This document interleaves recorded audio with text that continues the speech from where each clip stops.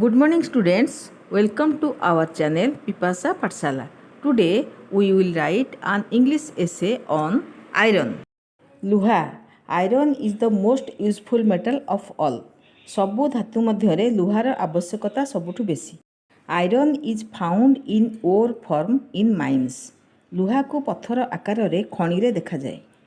This ore is taken into factories and purified there through melting. ଏହି ଲୁହା ପଥରକୁ କାରଖାନାକୁ ନେଇ ସେଠି ତରଳା ଯାଇ ପରିଷ୍କାର କରାଯାଏ. The melted iron is then poured into various frames. ତାପରେ ତରଳ ଲୁହାକୁ ବିଭିନ୍ନ ଛାଞ୍ଚରେ ଢଳାଯାଏ.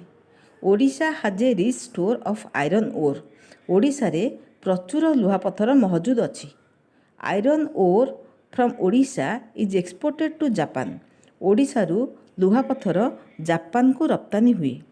There is a steel plant at Rourkela. ରାଉରକେଲାରେ ଏକ ଇସ୍ପାତ କାରଖାନା ଅଛି. Machines, tools, machine parts, rails, bicycles, motor cars, needles, nails, etc. are made of iron. ଯନ୍ତ୍ରପାତି, କଳକବ୍ଜାର ଅଂଶ, ରେଳ ଲାଇନ, ସାଇକେଲ, ମୋଟର କାର, ଛୁଞ୍ଚି ଏବଂ କଣ୍ଟା ଇତ୍ୟାଦି ସବୁ ଲୁହାରେ ତିଆରି. This is the age of machinery. ଏହା ଯନ୍ତ୍ରର ଯୁଗ.